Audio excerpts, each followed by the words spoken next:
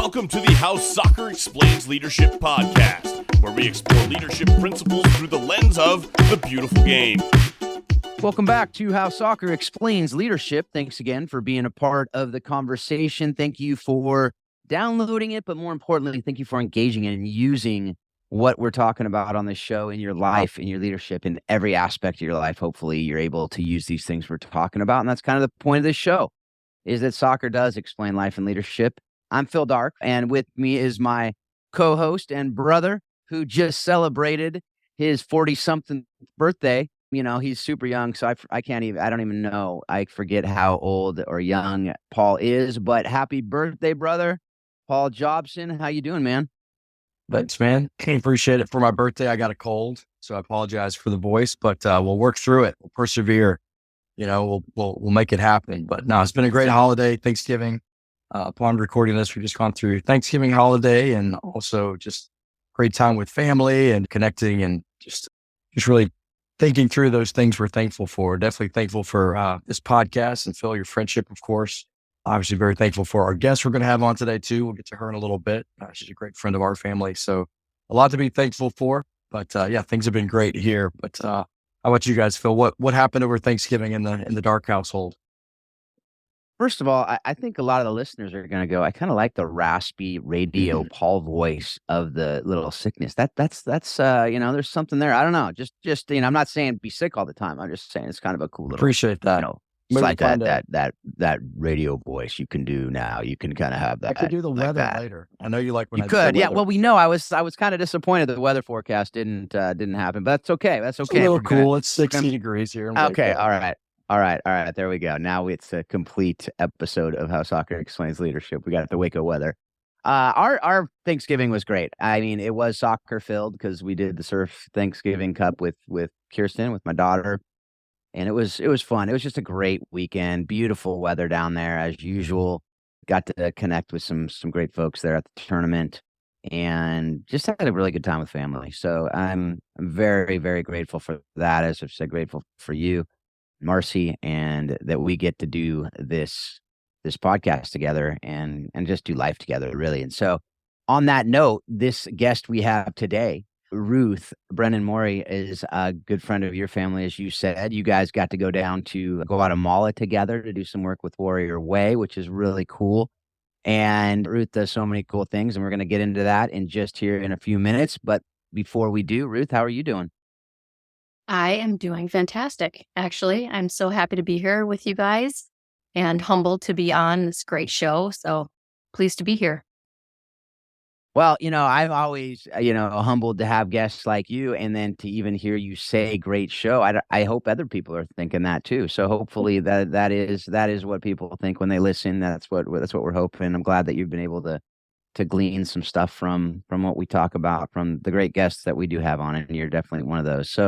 So Ruth, as you know, by listening, you can, know that we usually just like to hear our guest story, just, how you developed your passion for soccer, for triathlons that you do, for coaching, for psychology. You're a mental skills performance coach. And so how did you kind of get to do, that's a lot of different things going on there. I feel like there's a story behind that. So how did you get to where you are today?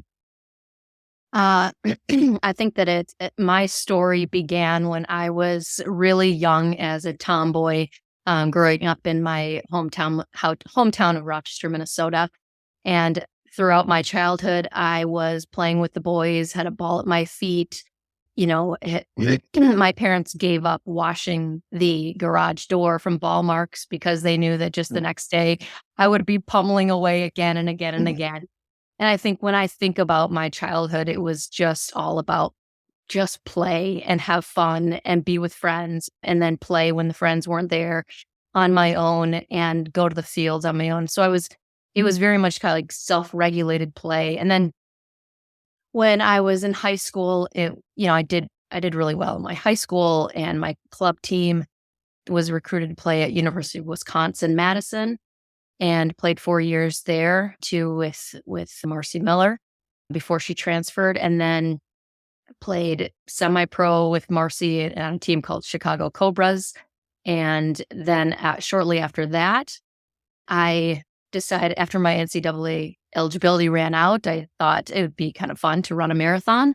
And my brother and my dad were big runners. And so I took a marathon training class at Wisconsin my 4th year, and I had to run a marathon to pass the class. And so Wow.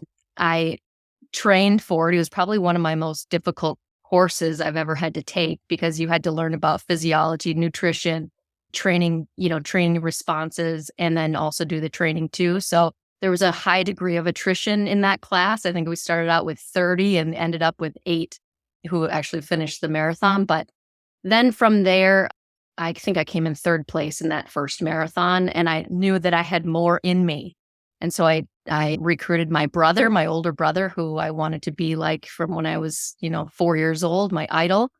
And he put a plan together for me, and he said, let's try to break 3 hours in the marathon. And so I said, yeah, let's do it. And I was training, and the night before the marathon, I said, Mike, I just want to break something to you. And he's like, what? And I said, I just don't want that pressure of having to break 3 hours. I really just want to enjoy this marathon. I just want to run it, just run free and just kind of see what happens. And so the next day was the marathon, and he was planning to run the first 10 miles with me to pace me for that 3 hour, mark. And then he was going to drop out of the race. Well, as we started to run at mile 8, 9, I look over at him, and he's doing all these calculations on his watch. And he says to me, do you know that if you keep running this pace, you'll qualify for the Olympic trials? And I was like, what are the Olympic trials? Like in the middle of the race. And so I kind of just blocked him out and kept running. And then he held on to the pace, knowing kind of what I was going to be doing. And at the end, I was an age 23-year-old who crossed the finish line, and I was oblivious to that goal that I had just achieved a 2:48 marathon, not a 3-hour marathon. So I ran a 2:48 by mistake, accidentally, just because I was running free. And my brother, the finish line shot is my brother, who ran the whole distance. He's pouring with tears because that was one of his life goals. And here his younger sister did it instead. So that propelled me into distance running. So I ran in the Olympic trials, came in 33rd out of 210 qualifiers with some really great runners. And then I quickly burned out. 3 years of distance running. So then I took a 10-year break. Sit on the couch, but I just trained for fun. I was burned out because, of all kinds of things. I ran through injuries. I was just a dumb runner who wouldn't listen to my body and was in it for the wrong reasons. My purpose was not intact. I was running to win only. And then, so during that 10 years, it's not like I just sat on the couch. I had 3 kids and also got my Ph.D. and did some other things too. So I got my master's too. And then after I got my Ph.D. and the kids are on the side, I said, I really want something else. So then I was dared to do a triathlon. I did really well the first 2 years. I qualified for my pro card of doing triathlons. And then I was a professional triathlete for 8 years, traveling around the world, racing in Ironman competitions. And then I stopped in 2018, so about 5 years ago, after doing Kona and the World Championships and all kinds of glory. And it was a really special time, but that was my time to call it quits. And then the last kind of athletic nugget was I wanted to stop, but also qualify for the Olympic trials again. And the standard this was 2020. The standard this time was 2:45. And so as a 43-year-old, 20 years later, I intentionally qualified for the Olympic trials and then ran in the 2020 right before COVID hit, that February before COVID hit. So, and then since then, I've been working as a mental performance coach with my kind of blending my 2 loves of performance and athletics, and also working with people and sharing my story, but also helping them live out their their own dreams. So there's a lot of stories in between there. Yeah. That's the condensed version. That, we just, for those who are, listening to this for the first time, you will not have been able to hear the interview we did with Marcy Miller, as you said, Jobson now, because she is married to the one and only Paul Jobson. But, I'm still wondering why Paul didn't change his name to Miller because of the prowess of Marcy, but that's a whole different conversation. But There's a story to that, but that's another interview. yeah, okay, all right, yeah, we'll do that on one of the post-match shows. But the thing that's funny to me is Marcy said in that interview, you can go back and listen to it, she just decided when she was over in the Middle East, because one of her bucket list items was running in the desert, a 5K or is it 5 or 10K? I can't remember. It was running in the desert. That would never even cross my mind as anything relating to, as Paul said, that's in a different bucket for us. But I'm wondering what happens at University of Wisconsin. Like, what's in the water there that causes these people to want to do all this running? I just don't. It's not the way I'm made. But I love that. That's so fun. That's so cool. I mean, that story is amazing. There's, as you said, there's so much in there. One of the things that I can tell just from doing, the research behind the scenes here is, and we'll get into some of those stories, no doubt. But you are. As you talk about it, all of that, it's not just pouring into yourself. It's now you're a mental performance coach. You are coaching soccer. You're doing all these things. And one of the things I've noticed from your website, from some other things, is that you're heavily influenced by John Wooden, which tells me that your leadership is well informed. I'm sure it's not just John Wooden. But what's behind that? Like, how did you kind of get connected with the leadership of John Wooden? How are you using that in? Because that's something that I know for me, and we've talked a lot about that on this show, but just his way of coaching is different from a lot of the current, I think, way of, win at all cost. It's all about the sports. It's all about scholarships. It's all about these other things. But what is that? How is that going to, you said you qualify for the Olympics because you said, I want to just have fun and just go. What does that look like in the current context of everything we got going on in our world today? Yeah, I think that's interesting that you picked up on my love for Wooden, like everybody else. But I think the quote that I frequently visit is by John Wooden is, "Don't mistake activity for achievement." And now I coach. I feel like I am intentionally coaching my soccer players and also doing the work with my mental performance kids, in that I really want to make sure that what I am doing is making a difference and it is based on, principles of learning, cognitive science. You are, just because you're going through the actions of a soccer warm-up doesn't mean you're actually achieving much at all. And so I want to make sure that my training environment is all based on kind of my purpose in coaching, and that is really growing a child in their character, growing a child in their own physical development, soccer development, their love for the game, and then also their cognitive development, how they're seeing the game, learning, how to make decisions. So I think that, there's a few different nuggets of John Wooden that I love how process oriented he is, and process is the win. When we focus on the actions of process, that leads us to the great things that we want so badly. Yeah, and the other thing is, I love the quote you have, like, success is the satisfaction of knowing that you've done your best, on any given day. It's a paraphrase of the quote, but that idea, I love that. I talk to my players all the time about that. Like, guys, it's not about, success in this world is always put into the end result, but you could get there, and as I say, you could be a total jerk and win. Yeah. That's not success in my book, right? And you could also not give your best and win. That's not success in my book. What does that look like as far as doing your best? And that looks different for different kids. And so I love that. I think that's on your website as well.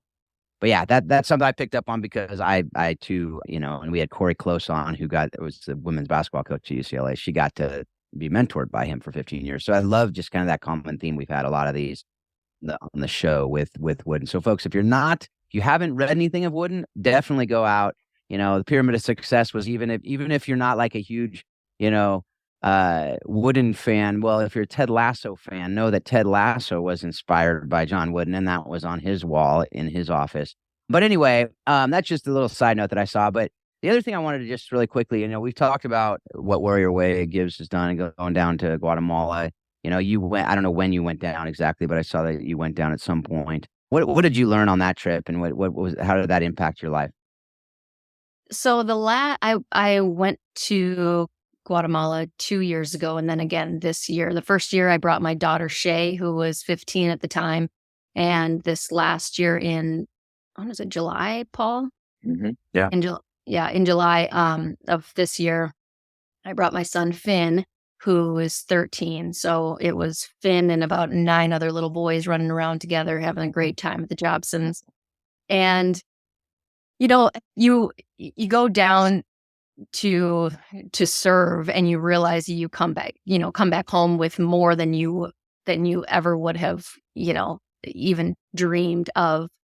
I think that going down to Guatemala, being with the caliber of leaders among that group, it was a true blessing to see how other people are able to keep their purpose intact and actually use their purpose in glorifying God to reach out to others and to serve through this vehicle of sport. And I just think that Warrior Way has nailed it in how they are able to combine the two, combine faith and combine football. And that marriage is just like the most awesome thing. And so I learned, and I was just amazed and in awe by how Warrior Way does that in such a special and intentional way.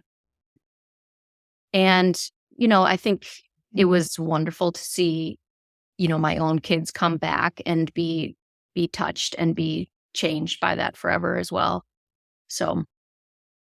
Well, you talk about great leaders and people that are there. You're a big part of that too when you go. And it's always fun to see you in that environment also. And it's just fun to go back too, right? When you've been there once and you go back and you have those relationships, and it is a lot of fun. So we definitely appreciate what you do for Warrior Way Gives, and been fun having your kids go along with us. Definitely a unique experience that if people have not done a mission trip or done something like that, I encourage them to do it at least once in their life. It definitely is. Maybe cliche to say it's life changing, but it is, right? I mean, your perspective changes greatly. And, talking about perspectives and just hearing a little bit about your story, things like that. We love to ask our guests, Ruth, what is your personal why? Like, what is your life purpose? How are you living it out? What makes you tick? Why do you do the things that you do? Yeah, I think asking this same question to all of the athletes who are in my care is super important to me. And so I appreciate you asking me that same question. I would say that over time, my purpose has shifted, maybe the way that I am thinking about my purpose has shifted in various parts of my life. Right now, I know that the amount of goodness and growth that I have gotten out of sport is unspeakable. Like I can't even, begin to express just how much sport has given me. So I think of sport as a sacred life experience. And that's, if something is so sacred, and I am completely immersed in it, that I want to make sure that I make that experience, the sport experience, sacred for the kids in my charge. And so I want to make sure that everything that I do is for a reason, has a purpose, and that I'm giving back the gifts and the talents that I have been given by my community, by my parents, by my, support group. And I am able to give it back in an honorable way that enlightens and enriches, children's own sport journey. I would say that's my primary. Yeah. Well, then it's such a consistent theme, I think, Phil, also on this podcast, just hearing so many leaders talk about giving back kind of what they're given. Just the whole thing of you can't give something you don't have, right? And it's so important that when we're given these gifts that we're able to pass those forward and move those along so that then the next group can continue to do that, right? I mean, it's just such a cool thing. And I've seen your work in action. You're a special person when it comes to leading people in the way you do that. And appreciate who you are and how you do things. I appreciate you sharing that with us here on the show for sure.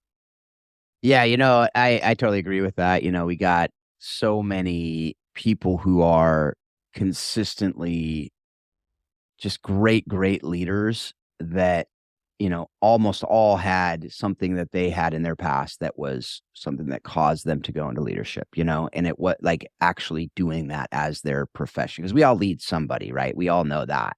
Everyone's leading somebody, whether you know it or not, whether you like it or not. But to do that intentionally, I think usually takes someone in your past who gave that to you and you were able to learn that from them. But, anyway, so I want to move on because there's so much to get to, because we could just camp out on like one of the 15 things we've just talked about in the last 20 minutes or so. But one of the things I saw that I loved for a few reasons was on your, I guess it's the X feed, but I struggle saying X feed, but it's the Twitter feed that you came across. I came across, and it was a post you had, and I believe it was your son playing hockey, and it looked like he was by himself, just like playing hockey on an ice rink in Minnesota, which is the first thing that was cool. That my wife grew up in Minnesota, and no, she grew up probably like you, playing with her big brother hockey on the ponds of Minnesota. And so that was the one cool thing. But the other was, you said, I love watching my 12-year-old's endless, unstructured free play where risk-taking, creativity, learning, and dreaming are at their finest.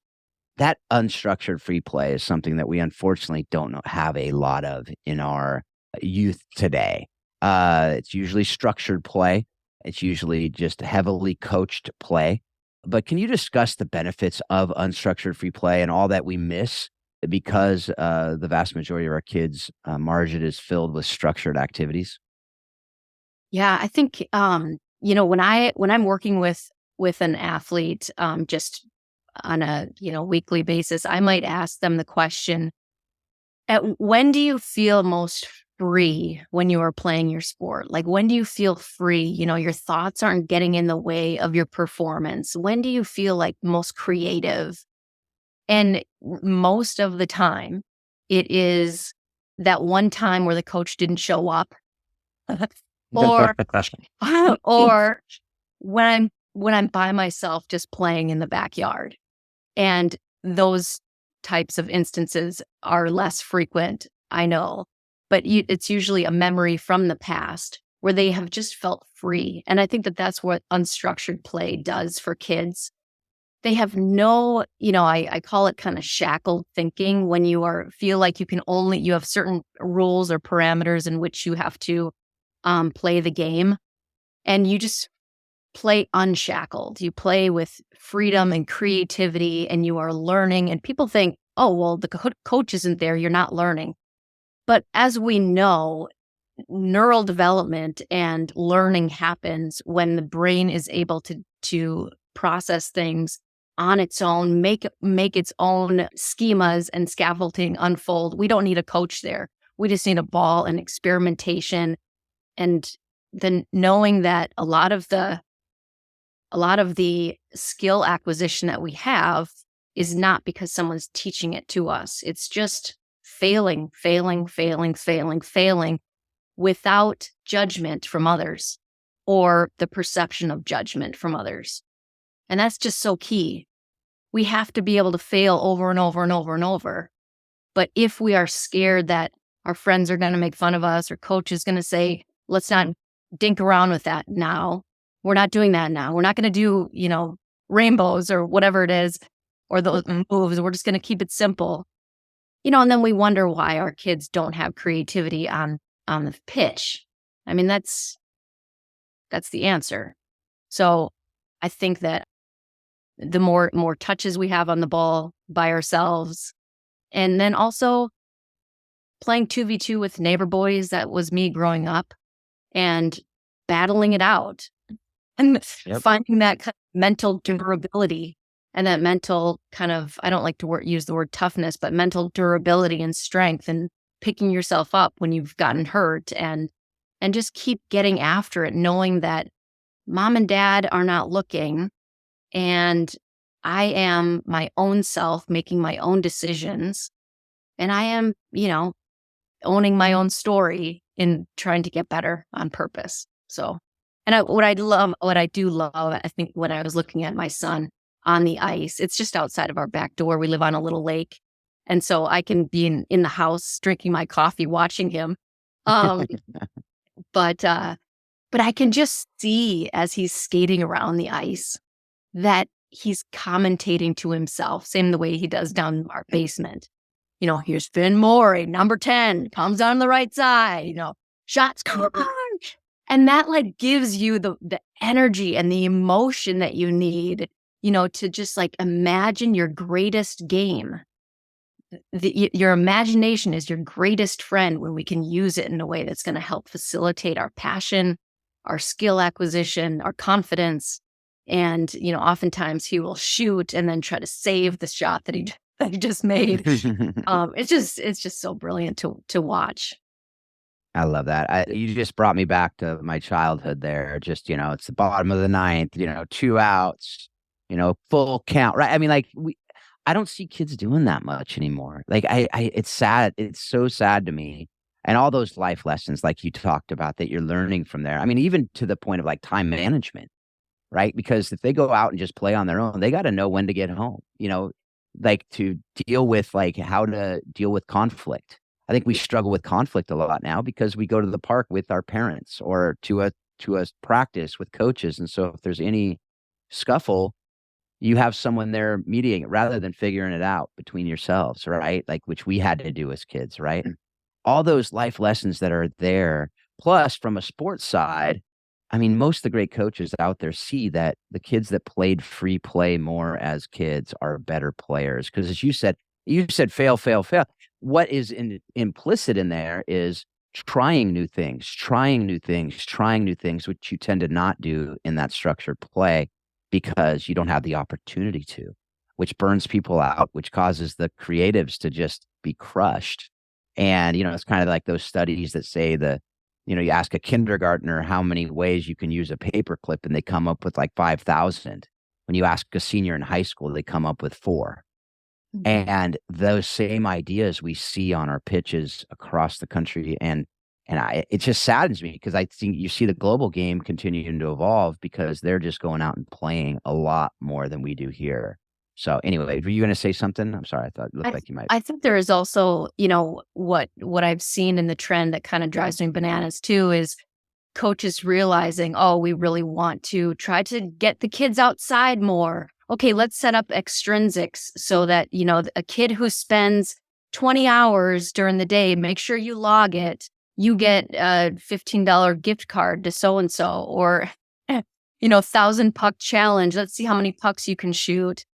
And then you get a reward. It's like, there's this great book called Punished by Rewards. And it's when you have some intrinsically satisfying behavior activity, and it is very enjoyable as it is. But then you introduce like reading. I think the example is reading. But then if you give that kid an extrinsic, say, when you read every 10 pages, we give you $1, the reading enjoyment decreases. Mm. Even when they get the $1, they don't read for enjoyment, just, intrinsic love for it. So I think we have to be careful about that too. Yeah, absolutely. I think another thing on that, we're talking about creativity and structure. And I think, we take the parent side of this a little bit and we're trying to figure out how do we best organize our kids and the things that maybe they want to do or we want them to do. They need to be active. They need to, they're in the school all day, but they need these activities, just pushing them out the door sometimes. Do they have to have a structured practice every night? Because we find even with some of our kids, sometimes they're just tired of going to practice and being structured. They want to be creative. Like there's plenty of photos of my 4 boys in the front yard playing football or soccer or whatever, or in the pool or whatever. But those are the fun times where I think they're probably learning more about themselves than in a structured training environment. Now, I know there's a balance. And I think maybe the problem sometimes is we're looking through the lens of, how will my kid get a scholarship to help pay for college, or will my kid go play pro? When the reality is like, why aren't our kids just having fun? I mean, that's what we were doing as kids, is let's just go out and have fun and play with the neighbors and, see what happens from there. But to the creativity piece, kid can't be creative because they're too structured. Why don't we have any creative kids in America? Well, every minute of their training session is organized and structured and has a flow. And where's the free play time, right? So I love what you're saying on that. Experience those moments where you just see your kids just loving whatever they're doing, and maybe not even a sport they've ever played an organized sport with. So love that. Yeah, and I even saw that over the weekend. My two boys, one's 20, one's 12, and they were just kicking it around. We went out to the park and they were just kicking it around and playing and doing different things. And yeah, I mean, they were just shooting and hanging out and talking, which is so great. Like he wasn't trying to help him with anything, and his little brother wouldn't have listened anyway. But, but that's what I think is missing in a lot of what we do. And part of it's field space, lack of field space in a lot of places, because every field is covered with the club teams and the other things and everything going on, which is that's a whole different conversation. But anyway, we'll move on here. But this weekend I was with my 6-year-old and he wanted to go throw the baseball and go hit baseballs. So let's just go up to the local park. Every gate was locked. Yeah. It was locked. Oh yeah. I mean, we could have jumped the fence, but they're locked for a reason. I've worked for a park before. I understand they might have been doing something, but it's just, it's hard to find those spaces. So came back to the house and just played in the front yard. But being able to have kids be able to dream, we have these facilities. Sometimes it's nice for them to do that. But again, we could go down this for a long time, but I want to get to know Ruth more and the things that she's doing. Ruth, let's dive into RBM Performance Coaching, and tell us about what that is, how it came about, really, and just help us dive into what you're doing with that. Yeah. So RBM Performance Coaching is my small business that I teach athletes about the mental side of sport. And I have my master's degree in sports psychology from a long time ago. But now I have a business where I work individually and with teams on things like confidence development, anxiety management, pre-competition routines, anger management, learning how to set and achieve goals. So all of kind of the mental side of sport, being mentally durable and having mental fitness is, such a key part of an athlete's life. And I think, now as our youth landscape is changing, you see a lot of kids, we definitely have a confidence epidemic within our youth. There is, I think when I ask athletes what the number one thing, or if they would name 3 values that they really want to, or character traits that they want to grow, I would say 90% of the time, one of those 3, if I'm giving them a 30-item list, is confidence. Everyone is after confidence. And so that is one of the loves that I love to see, confidence transformation. But yeah, and so with teams, it might be, I might work with teams on culture building, team building, that kind of thing. And and then I kind of assess what a child needs or what their team needs, and then we target their individual program based on that. Yeah. But that you bring up the confidence thing, I talk with a lot of athletes as well. And that seemed to be a really common thing for sure, which is, unfortunate. We could dive into why and all that stuff. But as you're approaching that, give us maybe just a few things that, like, how do you initiate that? Like, hey, I want to be confident. Well, you don't just be confident, right? What are some things, how do you kind of coach them through that a little bit? Maybe some high level points to that. Yeah, I think the number one through all, 8 years of my Ph.D., 2 years of my master's degree in sports psychology, I put all of that aside for one book by the confidence guru who works at West Point and works with West Point cadets. His name is Dr. Nate Zinsser. and he wrote a fantastic book called The Confident Mind. I do recommend that to everyone. It is his definition of confidence I use, and his method to improve confidence is something I definitely take from. He frames it as confidence being a skill. So you're right, Paul, when you say, how many parents out there who are just like, just get out there and be confident. The kid's like, oh, okay, I don't even know what that is. Number one, we can't define it. We know when we have it, it feels so good. You feel eager. You feel like you can take on any challenge. You can perform automatically and instinctively. But when you don't have it, it is just like deer in the headlights. So Dr. Zinser, he, worked with Eli Manning and Olympic greats, but also our military. And he has, his framework is truly ideal in working with athletes. And so the skill that we develop is managed by how we are creating building blocks of confidence every day. So we want to manage our memories in such a way every day that we are thinking about building our confidence bank account. So if everyone has a confidence bank account, and after practice, everybody is thinking about all the bad things that they did, or the game, all the missed shots that they had, we're withdrawing from that confidence bank account. But if we are able to intentionally think of the memories, situations, effort, progress that we are making, then we can log them and actually make deposits into our mental bank account every day. So I teach athletes how to use their mental filter to filter out not just all the good stuff and pretend like none of the mistakes matter. Because we work with those differently. But we want to log what's called our ESPs. That is, when today, so after a training session or a game, when today did you give your all-out effort? Most kids would be like, I gave my effort the whole time. I say, oh, maybe, but when was that one time where you gave your all-out effort? Oh, it was that time where I got beat by an attacker. I back-checked, I stole the puck away, and then I knocked it out. That was the best effort. So I said, okay, write that down. That's your E. S, ESP, S. When today did you have a success moment that is based on the effort that you put forth? Well, it was probably when, I was working my way up the ice and I saw an open lane and I knew that just the right time I delivered that puck and I got an assist.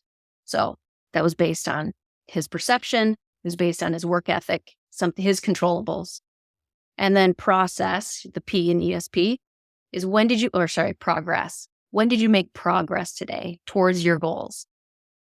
Well, today I was able to learn a little bit more about, how the ball feels on wet surfaces if you're a goalkeeper. I felt a little bit better with how I was able to hold the ball, on crosses. So I'm making progress. So now it's a game changer. Now we are remembering the good times, also building our confidence, because as we know, confidence is built on two things. Number one, deliberate practice. And number two, what we believe about ourselves. And so people who believe really highly of themselves, but who don't put in deliberate practice, we know that they are in trouble. But the cellist who puts in all of her practice day in and day out, but who lacks confidence on performance day is also going to deteriorate in her performance. So we have to build both of those simultaneously. And that is how I go about it. So we do daily confidence building activities every single day. Yeah, I love that. I just think that the confidence thing is such a hot topic. I'd hate to just brush by that. So I appreciate you diving into that for us, for our listeners. I know that can be extremely helpful because I don't know that there's a conversation that I have with an athlete where we're not talking about confidence or lack of confidence, or my coach says I'm just not confident enough, or I don't feel confident. I mean, it comes in so many different forms and fashion, but how you just laid it out there is, I think, extremely helpful for everybody. And, when you're, some of the things that you work with too, you talk about true potential. How do you talk to us about true potential? Like, what does that really mean? Like, I know I've talked with my own kids. They're like, hey, like, you're just not playing up to your potential. Yeah. I think that's a kind of a hot topic too. And because we know somebody may have more in them, maybe they don't. How are you defining true potential? Well, I think that if I see it as having 4 pillars, true potential. So we all have like if we are maxed out on all 4 of these pillars, that might be our true potential, and it's usually higher than anybody ever sets for themselves, because you always can set it higher. So number 1, I make sure that an athlete has what I term as delusional goals, has a delusional goal for themselves. Would that be like me saying I'm going to go play in the NBA? Would that be a delusional goal? Yeah. 5'4" and No. now 37. Yeah, that's So delusional. So the delusional goal must be something that could potentially become reality. So Gotcha. Okay. Which that couldn't, Paul, I think is what Sorry, she's saying. Paul. Yeah. Yeah, so that would not be a good really, delusional goal. Talk about confidence killer. Yeah, that pretty much. She crushed your dream. She crushed your dream. But there's a fine line, right? I mean, when I was 35 years old, I learned how to swim. I didn't know how far it was from one side of the pool to the other side of the pool. I didn't know how to swim freestyle. And yet I was like, I really want to be an Ironman champion. Yeah. So crazy. So here's the deal with it. With delusional goals, you walk around with this fierce attitude that you can become great. And then your actions line up in such a way daily that create the success before you. You fight so hard for those goals and in your action. And so it's not just a hope or a wish, but it's a dream. We need athletes to dream, because usually the girls aren't dreaming enough and the boys are dreaming too much without a lot of action. But getting back to the pillar. So culture is a pillar that the team, works within. So the coach is part of the, team culture, builds the team culture. The relationships within each other is part of that first pillar of culture. Having a environment of psychological safety where a child feels like they can make mistakes over and over and over without having a thought that they will be negatively reprimanded or feeling like other people have their back. So it is with very high expectations set by the coach, yet this uniform understanding that mistakes don't lead to being yanked from the pitch, or people getting mad at you for taking a shot, or, things like that. So psychological safety is huge. Culture. The second pillar is, your physical potential. That is doing all the things that are under your control every single day to get better. Kind of having a fierce rage of mastery. That's the technical stuff, the physical strength, your vision, your perception, and your physical play. And then there is the mental piece that I just think that is the forgotten pillar.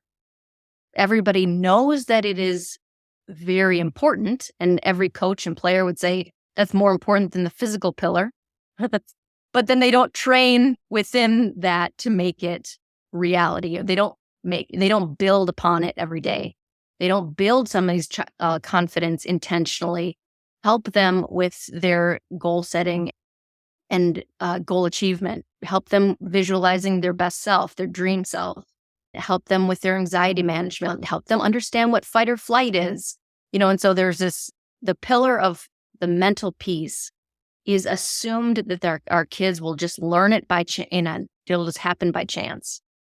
I feel like it has to be an intentional piece and a reflective piece provided from the coaches. Say, hey, here's 5 minutes before practice to prepare your mind for your best self today. What would that look like? Let's visualize it. And then afterwards, 5 minutes to log your daily ESPs. To say, when was I brilliant today? When was I my best today? And then write it down. So that pillar could be filled up to the brim, depending on, how much the kid and the team is nurturing the mental side. And then the other piece is kind of the miscellaneous, but the stuff that really counts, how well you eat, your sleep and recovery, your joy, passion, just fun, love of the game, studying of the game outside of structured play. So maximize all those. That's the ideal. So then it kind of it gives a kid a barometer. You can say, where would you be on this barometer from 1 to 10? Where do you think you are right now with your physical play? Is there anything else that you could do that's under your control to help boost yourself up? Let's take 2 of those this week. All right, boom, boom. And so it's a good visual to know that, growth can happen. Yeah, absolutely. There's so much more. Man, we say this often, Paul, but I feel like there's so much under the. I mean, we're like breezing by. Oh yeah, I got my Ph.D. and master's, and I just decided to become a Ironman triathlete and all these other things because there's so much here. So I think we definitely need to get back on, Ruth, and talk through a lot more of that stuff, and even the RBM Performance Coaching. There's so much to go into. I mean, you talk about flow, which we talked about with Kara Bradley back in a lot of episodes ago.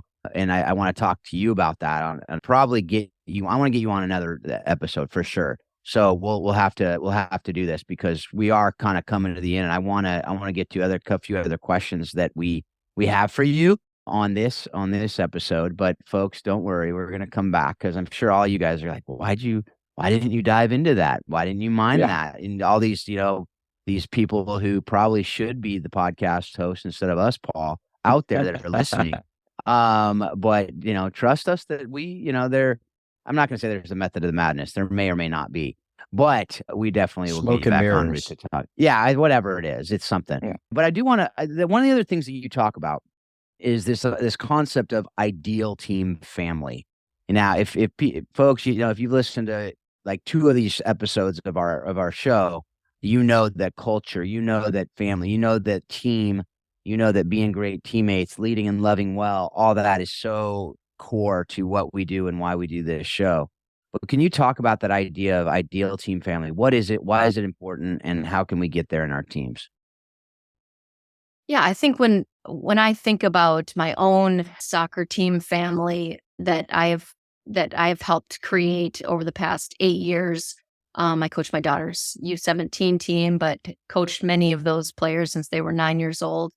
I've learned so much along the way, but one thing that I have been very intentional, again, coming back to my purpose and creating that sacred sport, environment, that sport experience, is to make sure that everybody who we extend the definition of family, and when we let the children and the kids own their definition of family and own their definition of what their values are. So at every season, I pretend like it's a new team. And then I ask them, hey, these are core values. These are like a list of 30 core values. I want you guys to choose. List your top 5. Then they would, write tally marks, and we'd compile them all, and we would come to a consensus that these 5 or 6 core values are how we are going to constantly nurture this environment that we are in. And so then our language changes, our lens changes from what we see on the pitch and what we are demanding. If a child's, if a kid says fearlessness, work ethic, commitment, confidence, and respect are our 5 core values. Then it's just a matter of cycling and noticing when so-and-so makes this fearless, play in the game. And then we use that language. Dempsey, that one-on-one with that, with that defender, you were fearless. Keep that up. Even if she fails at the goal or whatever, but we want to constantly nurture what we are looking for and what we find important on this team. And the thing is, so, oftentimes there's little rifts between players, but within an ideal team family, there's no talking behind each other's backs. Not because it's a rule, but because there is a respect and a love for each other. It doesn't mean they're friends off the field and they're all going to, one person's house, although they do love being together. But it is just a known that I've got your back. And I think where I live in Rochester, Minnesota, there isn't competition with other clubs. They can't just take off and go across because there's limited opportunities. There might be a couple other clubs in town. They're smaller, or go up to the cities or, an hour and a half away. But most of them want to stay because they feel a sense of belonging. They feel a sense of feeling loved. And when a child knows that they need to serve someone else within the team, somebody else is struggling, they pick them up. When that person needs to be picked up, they allow themselves to be picked up from other people. The other thing that I think is critical with an ideal family is that it's not just the relationship between the coach and the players. We've got to include the parents and nurture this is their sacred sport experience too. But oftentimes, coaches put a Heisman Trophy, just put a deadlock on, you stay on your side, I'll stay on my side, you stay in your lane. And that is not what I do and not what I value. I want to make sure that their experience is really good too. Because when we can communicate about the child that we both love, that is how that kid gets better. When I can just text a parent, hey, I noticed that so-and-so was having a hard time at practice. Is everything going okay? It gives them the open communication so that I can do my job. I can care for their kid who they love so much. And there's also an education piece before many of my parents are probably tired of hearing the same spiel before every season. But it is so critical to reset, to ground yourself again on why we shouldn't scream from the sidelines. How come? Is it because it just makes me mad? No, it's because the child's learning is inferior if you are screaming things and they can't mentally process 3 different things at one time, and then we expect them to execute perfectly, automatically and instinctively. They can't do that. They can't hold that information in their working memory, manage those emotions. They're not playing free. They're playing to satisfy their parents. And so you have to educate parents every single day, or not every day, before every season, and then continually hold it accountable. If something gets out of hand for a game, somebody's yelling, boot it. We're like, we're not a boot it team. We don't want them to boot it. We want them to play in tight spaces. So then you educate them again in a nice, respectful, joining way. It's not us versus them, it's we. And that has really helped me. And then when we have an extra parent, maybe one player, a new player comes onto the team, I make sure that I know their first name. I make eye contact. I go over to them several times. Hey, how is so-and-so liking their new environment? I also tell the team, hey, welcome this new player like she is already your sister. So there's a lot of work that goes into it, but gosh, it is so worth it. That's so much good stuff there. So much good stuff there, folks. If you go back, listen to that part as far as if you're coaching, if you're leading any team anywhere, so much good stuff there. And I think what you said there about the parents is so critical, because not just the players processing, but what you're teaching them about respecting authority. And, because when the parents are railing into refs, I referee. And when I hear the parents railing into the refs, those teams, the level of them yelling at the refs goes up. The kids on the field, they take the cue from their parents and from the coaches. And so we have so much to teach them just about life as how we communicate to them on the field, and also what's important to us. Is it, after the game, you're like, oh, man, you lost. And it's just like a death, funeral on the way home? Or is it, man, that was, how can we force those values? And so as much as the parents can understand those values and use that language as well, and you were fearless on that tackle. I love that, because so often we have values at the beginning of the year and we don't even talk about them. These are our values. Okay, cool. Now let's go and we'll play. And you just assume they're going to be become part of who they are. But if it's not reinforced, if it's not, as they say, repetition, if it's not repeated and reinforced and shown as valuable, they're not going to internalize that at all. So yeah, I love that. Yes, Yeah, and that you hit the nail on the head, Paul. Phil, I tell my parents, make sure that on the way home, it's not just like, I love to watch you play, but it's let's reinforce the values that we just saw, like the wonders of that kid who was so determined after he got beat one-on-one to race back and to slide tackle and make that courageous, play. So yeah, and that is just self-fulfilling. Then the kid wants to do it again. They want to impress us. They want to impress their parent. And so if they know that they are being rewarded by their actions and by their character, then they do more of that. Then they score more goals or, play better, more confident. And it's all works together. Totally. And I think too, so often parents, the question is, did you win? Did you score? Did you have an assist?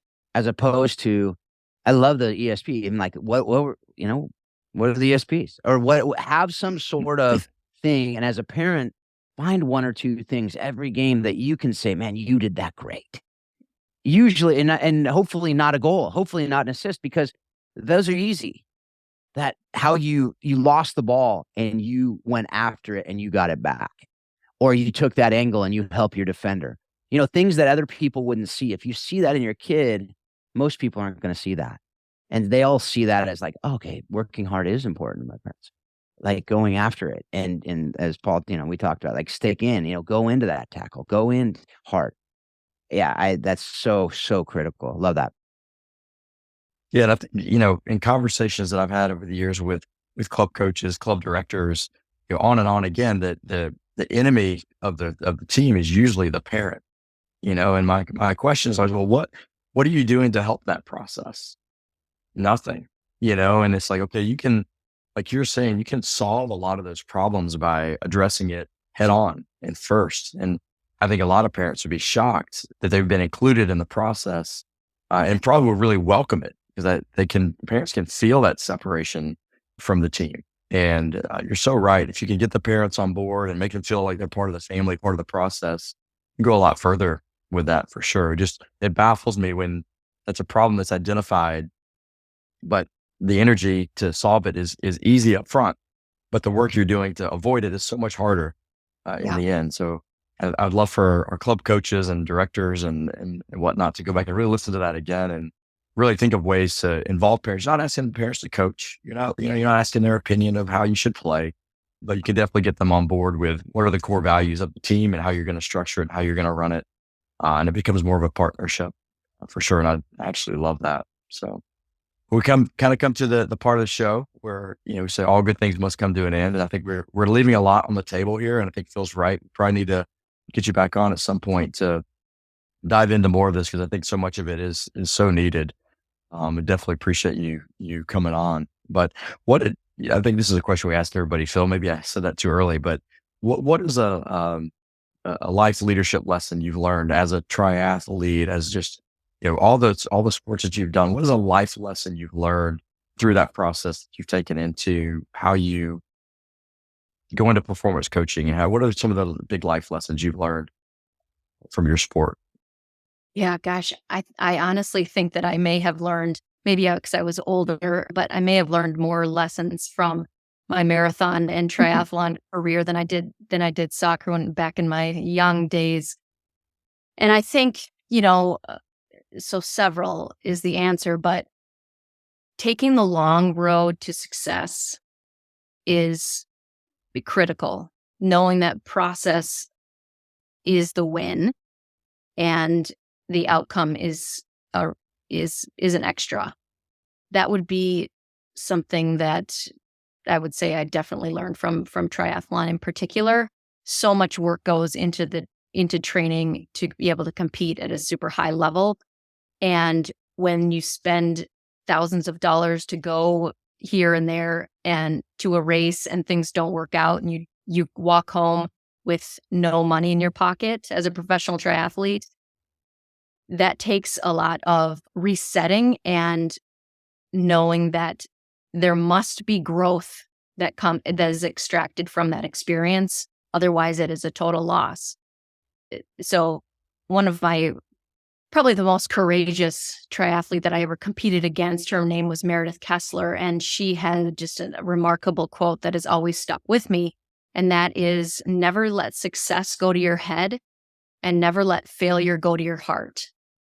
And so if we can live that out of being a person of humility, having integrity through this sport journey, sinking into the process, the everyday love for the sport, but grind, and then knowing that failure is an inevitable part of sport, but that it is not the end of sport. There's so much learning and good stuff that comes out of failure. Love that. A common theme, right, Phil? The most knowledgeable people that we have on this podcast talk about that growth through failure and how important it is. Another rabbit hole we could go down for sure. But I love hearing that. We can't say it enough on the podcast because I think failure is being avoided way too much. And there's so much great, not that we want to fail or want pain, but you've got to go through that pain at times of failure to learn and to grow. I definitely don't like pain. That's why I didn't like tackle football my junior and senior year of high school, because the guys were too good at my high school. So that's a whole different conversation again. But, I think the quote that Jonathan Van Horn had is, he who fails most wins, I think is what it was, right? And I love that, right? Because it's that idea of we talked about at the beginning, if you're not failing, you're not trying. You're not trying hard enough. I always use that in the context of skiing. If you're not falling, you're not going after it hard enough, and you're not going to improve, right? So I think that's something that we need to continue to remember. All right. So the last couple questions we ask everybody on this show. The first of those is, how do you use the lessons, and how have you used the lessons you've learned directly from the game of soccer? We'll stick to soccer in this case, in your marriage and parenting. I think that, soccer, where there is, everyone holds a certain role on the team. We know our role. We know that we have to adapt to the situation in front of us, and really kind of giving ourselves kindness and compassion, as much kindness and compassion to ourselves as we do to our spouse and to our kids, and then teach our kids what it's like to kind of self-forgive and to be kind with yourself. Yeah, I think that modeling, hardship and admitting mistakes is critical in parenting, and with Mark, my spouse. And then just knowing that at the end of the day, it is still there are the highest highs and the lowest lows. Scoring a goal is just like the highest high, right? And losing a championship might be one of the lowest lows, but the stuff that's in between still is really a special place to be, and that we can't just focus. We have to be present for the stuff in between as well, because that's really where the good stuff happens. Being fully present for our kids and our spouse seems like it's getting more tricky as the digital age increases, but yeah. That idea of being present. That's one of my prayers every day for myself, is I can be present, because that's something I struggle with, is focus, and just really focusing in on the one thing. And so the phone, the media, but also just stuff going on around us, right? If you're not careful, you won't be present with your kids, with your spouse, and they know it, and they see that and they feel it. And so that's something, very, very important. I love that. Our last question, you've given us some great books to consider already, and I know that we'll put those in the show notes for people to reference back to. But what is something you watched, read, or listened to that's most impacted your thinking on how soccer explains life and leadership? I would say that 2 books, besides the Confident Mind, and Atomic Habits, I'm going to throw that one out there, is for coaching for soccer, it would be Clear Coaching and The Teacher's Guide to Coaching by Doug Lemov. And so what I love so much about Doug's book is it kind of reads like a textbook, but it is so packed with intentional teaching. So how do we know that our words and our lesson plan is actually being converted into growth and learning? He breaks it down so beautifully into what the cognitive science says about learning and development, and then how to work with kids in such a way that you can be more effective, just knowing how they learn and how they forget. To, like another wooden quote, just because I taught it doesn't mean, they learned it. And that's a big piece. I think the other book and the other mentor that I have is Todd Bean from Tovo, and he wrote Clear Coaching, and that is a very simple book that I think he wrote during the pandemic that I revisit every year before a season to just get my mind right, get my purpose right, and then I'm able to implement my season, my interaction with my kids in a way that is more effective and productive. So keeping my purpose front and center, and usually that is a player in the middle of it, is it needs to be, me to remind myself of that. Love it. Yeah, man. So much good stuff. So many books. I know, Lemov, that book has been recommended several times. I still have not read it, but I love that you said, as it's true to Ph.D. fashion, I love the book. I love how it's written like a textbook, because that's not usually how people would say it. Usually you say it's written like a novel or a fable. That's how most of us non-PhDs talk, right, Paul? They had lots of pictures. Those are the ones. Yes, pictures. Yes, exactly. That's what we're going for.